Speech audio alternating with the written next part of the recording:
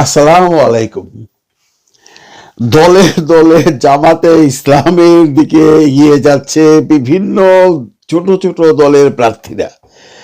দেখেন বন্ধুরা, একটা সময় ছিল আজ থেকে কিছুদিন আগেই বাংলাদেশে একটি মহল বা কিছু রাজনৈতিক দল বা কিছু বাঙ্গ সুশীলরা বইলা বেড়াইতো জামাত ইসলামী, ও এটা তো রাজাকারের দল। কিন্তু এই বাঙ্গ সুশীলরা বইলা গেছে রাজাকার বইলা শেখ হাসিনা আজকে কোথায় আছে।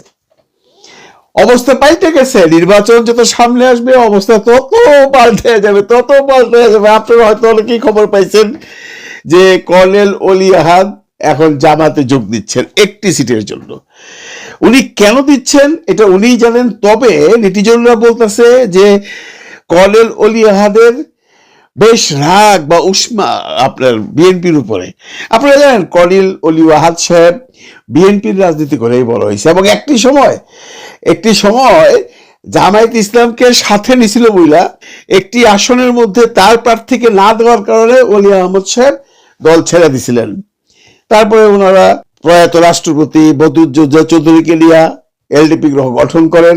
এরপর আবার একসময় বিএনপিতে আসেন। আজকে সেই কর্নেল ওলি আহাদ জামাত ইসলামে জয়েন করতেছেন। যে জামাত ইসলামের জন্য সে একসময় বিএনপি ছেড়ে দিছিল, এইটাকেই বলে রাজনীতির খেলা। এবং দলে দলে সবাই জামাতের ট্রেনে উঠতেছে। আপনারা এটাও জানেন যে এনসিপি আমি গতকালকে ভিডিওতে বলছি জামাতের সাথে একটা সমঝোতায় আসতেছে। এখানে বেশ টানাপোড়েন চলতেছে, কারণ গতকালকে শনিবার রাত্রে গভীর রাত পর্যন্ত তাদের মিটিং হয়েছে। এনসিপি 50টা সিট চাইছিল, তারপরে 30টা সিটের একটা ধার্য হয়েছে। এবং এনসিপি এখন যেটা বলতেছে যে আমরা জামাতের সাথে জোট গঠন করা দ্বিতীয় বৃহত্তম দল হিসেবে থাকতে চাই। তার মানে এনসিপি 35টা এবং চরমুলায় পীর সাহেবের দল 30টা, এরকম একটা আলোচনা চলতেছে, কোনো কিছু ফাইনাল না। এবং এনসিপির ভিতরে একটা গন্ডগোল লাগছে, সেটাও আপনারা জানেন তাসমিন জারাকে নিয়ে। আমি তাসমিন জারার ব্যাপারে দুইটা কথা বলতে চাই। তাসমিন জারা কিন্তু বন্ধুরা আমাদের এই জুলাই আন্দোলনের কোনো নেত্রী না। এই আন্দোলন উনি ছিলেন না। উনি লন্ডন থেকে আইসা এখানে আন্দোলনে যোগ করছেন। ওনাকে বেশ সম্মান দেওয়া হয়েছে এবং জুলাই যুদ্ধেও তাকে সম্মান দিচ্ছে যে একজন ডাক্তার মানুষ ওই দেশ ছেড়ে এই দেশে আসছে, আচ্ছা থাকুক আমাদের সাথে। এখন উনার মধ্যেও সেই রাজাকার বা জামাত গন্ধটা আছে, যার জন্য উনি ছেড়ে দিছে। কি ছেড়ে দিছে? এনসিপি। তাতে করে মনে হয় এনসিপির বিরাট ক্ষতি হয়ে গেছে। কিচ্ছুই হয় না এনসিপির। তাসমিন জারাকে আমরা রেসপেক্ট করি, এখনো রেসপেক্ট করি, কিন্তু তাসমিন জারা যদিও তার পদত্যাগ যখন করছে উনি কারণটা জামাত সম্পর্কে লেখেন নাই, উনি লিখছেন ব্যক্তিগত কারণে। কিন্তু আমরা সবাই বুঝে ফেলছি যে উনি ব্যক্তিগত কারণে এনসিপি ছাড়েন নাই, জামাতের সাথে যাওয়াতেই এনসিপির থেকে উনি পদত্যাগ করছেন। এখন উনি ইলেকশন করবেন স্বতন্ত্র। এখন প্রশ্ন উঠতেছে, ভাই আপনারা যে 47 লক্ষ টাকা পেনশন দিছে, আপনাকে দেখে তো দেয় নাই, দিছে এনসিপি থেকে। এই টাকাগুলো কি হইব? এখন উনি বলতেছেন যারা চান আমার টাকা ফেরত দিয়ে দিতে পারেন, আমাকে প্রমাণ দিতে হবে যে আপনি টাকা দিচ্ছেন এবং এই কাগজপত্র দিবেন, আমি টাকা ফেরত দিয়ে দিব। কারণ এখানে একটা প্রশ্ন থেকেই যায় যে আমি যদি তসমিন জারাকে ভালোবাসে থাকি তাহলে তসমিন জারাকে ভালোবাসি না, এনসিপি কে ভালোবাসছি। এখন আপনি এনসিপি ছেড়ে দিচ্ছেন, জানি না তসমিন জারা কি করবে, কিন্তু আমি ব্যক্তিগতভাবে একটা ভালো ভবিষ্যৎ দেখছিলাম তসমিন জারার উপরে। তসমিন জারার কথা যেটা শুনতেছি, ঢাকার 9 না কত দেশে দাঁড়াইতে ছিল, ওইখানে নাকি জামায়াত সিটটা ছাড়তে রাজি না। এবং তসমিন জারার পরিবর্তে যে হুমায়রা নামে যে মেয়েটা আসছে, সেও আদতে এই ঢাকার 9 পাবে কিনা সেটাও সন্দেহ। এখন ঘটনা হচ্ছে তসমিন জারার কথাটা আমি বাদই দিলাম। তসমিন জারা একা যদি ইলেকশন করে কি রেজাল্ট করতে পারবে সেটা আপনারাও জানেন। কোন দল ব্যতীত একক স্বতন্ত্র পার্টি হয়ে দাঁড়াইয়া বিএনপির সাথে বা জামাতের প্রার্থীর সাথে কম্পিটিশন করে পাস করাটা বেশ টাফ। তসমিন জারা আমার মনে হয়, এটা আমার ব্যক্তিগত আমার মতের সাথে আপনাদের মিল নাও হইতে পারে, তসমিন জারা হয়তো বা তার রাজনৈতিক ক্যারিয়ারটা শুরু করতে করতে শেষ করে দিল।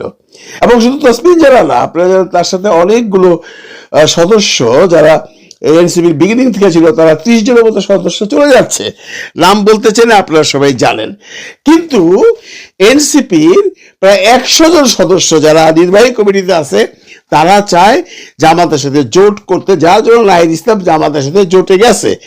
এখানে আরেকটা ঘাপলা লেগে গেছে, যদিও ঘাপলাটা হয়তো শেষ রাত্র পর্যন্ত শনিবার দিন শুনলাম মিটমাটের পথে। সেটা হইলো জামাত ইসলাম আসিফ মাহমুদ, সজীব ভুঁইয়া এবং মাহফুজ আলমকে জোটে রাখতে চায় না।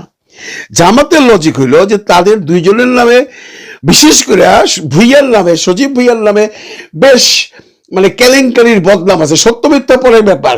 তাকে যদি দলে নেই তাহলে হয়তো মানুষ বলবে যে জামাত তো একটা মানে পরিষ্কার দল, মানে তার দলের প্রার্থীরা কখনো কোথাও কোনো অন্যায়, অবিচার, চাঁদাবাজি বা দুর্নীতি করে নাই। যদি সজীব ভুঁইয়াকে নেয় তাহলে মানুষ অঙ্গুলি নির্দেশনা দিবে যে এই যে দেখো, তারা বলে ওনারা দুর্নীতিবাজ না, দুর্নীতিবাজকে ওনারা পছন্দ করেন না। সজীব ভুঁইয়ার সম্বন্ধে তো অনেক দুর্নীতির ঘটনা বাজারে প্রচার আছে। এই কারণে সজীব ভুঁইয়াকে তারা চাচ্ছিল না, এবং মাহফুজ আলমকে এই জন্য চাচ্ছিল না। মাহফুজ আলমের এমন কোনো বদনাম নাই, কিন্তু মাহফুজ আলম সেই মওদুদির রাজনীতি নিয়ে একটা কথা বলছিলেন, এটা একটা বড় কারণ। দ্বিতীয় কারণ হলো জামাত আরেকটা বড় লজিক দেখায় যে আমরা যদি এই সরকারের থেকে আসা দুইটা প্রার্থীকে আমাদের সাথে নেই তাহলে মানুষ এটাও বলবে দেখো সরকারের পৃষ্ঠপোষকতায় যারা ছিল এতদিন, যারা এখনো সরকারের মধ্যে আছে, কারণ তাদেরকে কিংস পার্টি বলে, ইউনিসেফের কাছ থেকে সুবিধা দেওয়ার জন্য জামাত আসিফ আর মাহফুজকে নিছে। কিন্তু রাত্রে কালকে সন্ধ্যা পর্যন্ত শুনছিলাম এটা নিয়ে বেশ বাকবিতণ্ডা হচ্ছে, বাইরে নিয়ে বেশ ধ্যান দরবার হচ্ছে। শেষ রাত্রের দিকে শুনলাম হয়তো বা আসিফকে তারা নিতে পারে, ঢাকা 10-এ তারা তাদের দিতে পারে। এটা এখনো ফাইনাল না, সবকিছু আজকের দিনের মধ্যে ফাইনাল হয়ে যাবে। দেখেন আসিফের কথা আরেকটু বলে নেই। আসিফ কিন্তু একটা মজার খবর হইলো উনি আবার মুরাদনগর, হ্যাঁ ওইখান থেকে একখান নমিনেশন ফর্ম কিনছে। যদি উনি কিনলে ওনার লোকজন কিনছে, বলা হচ্ছে যে উনি এটাও রাখছে, ঢাকা 10-ও রাখছে, যেটাই হয় একটার মধ্যে হবে। কারণ আসিফ মাহমুদকে ইলেকশন করতেই হবে। যদি জামাতের সাথে সমঝোতা না হয় তাহলে সে ওইখান থেকে করবে, ওইখান থেকে করতে পারবে এই জন্য যে ওনার পার্মানেন্ট অ্যাড্রেস বা স্থায়ী ঠিকানা ওই জায়গায়। দেখেন জামাতে ইসলাম এটা নিয়ে যারা সেই স্বাধীনতা বিরোধী দল বুলে বেড়াইছেন তাদের গালে কেমন একটা চোপড় আঘাত লেগে গেল। স্বাধীনতার পক্ষের মানুষগুলো এখন জামাতের কাছে আসতেছে। এক নম্বর অনেকদিন আগেই আসছে মেজর আখতারুজ্জামান, বীর মুক্তিযোদ্ধা এবং বিএনপি করা রাজশাহীতে একজন টকবগে বলতে বয়স হয়ে গেলে কি এখনো যে সে ভাষণ দেয় মানে মানুষকে আকর্ষিত করে। আখতারুজ্জামান জামাতে জয়েন করছে, কর্নেল ওলিহাত জামাতে জয়েন করতেছে, হয়তো বা আজকালের মধ্যে হয়ে যাবে, এবং মুক্তিযুদ্ধ রফিকুল ইসলাম সাহেবও জামাতে জয়েন করছে। এই যে সিরিয়াল, যে মানুষগুলো মুক্তিযোদ্ধার সাথে জড়িত ছিল, যে মানুষগুলো মুক্তিযোদ্ধা, এই সমস্ত বড় বড় মুক্তিযোদ্ধারা যখন জামাতে জয়েন করতেছে তখন আপনারা যারা, আপনি যে যিনি বলেন জামাত 71-এর রাজাকারের দল, জামাত স্বাধীনতা বিরোধী দল, তাহলে আপনার গালে কি চপটাঘাত মারা হইল না? আরো কারিশমা আপনারা দেখতে পারবেন, অনেক কারিশমা আছে। এখন ভোটের আগে আর 2-3 দিনই আছে, 29 তারিখের মধ্যে জমা দেওয়ার শেষ তারিখ, 2 দিন আছে সামনে। এই 2 দিনে আরো অনেক অনেক অনেক অনেক ঘটনা ঘটবে। ঘটনা সবাই এখন নিজেকে গুটাইবার জন্য যে যেখানে পারতেছে সেখানে নাক ঢুকাইতেছে, মুখ ঢুকাইতেছে, রিকোয়েস্ট করতেছে যে ভাই আমি আছি আমি আছি।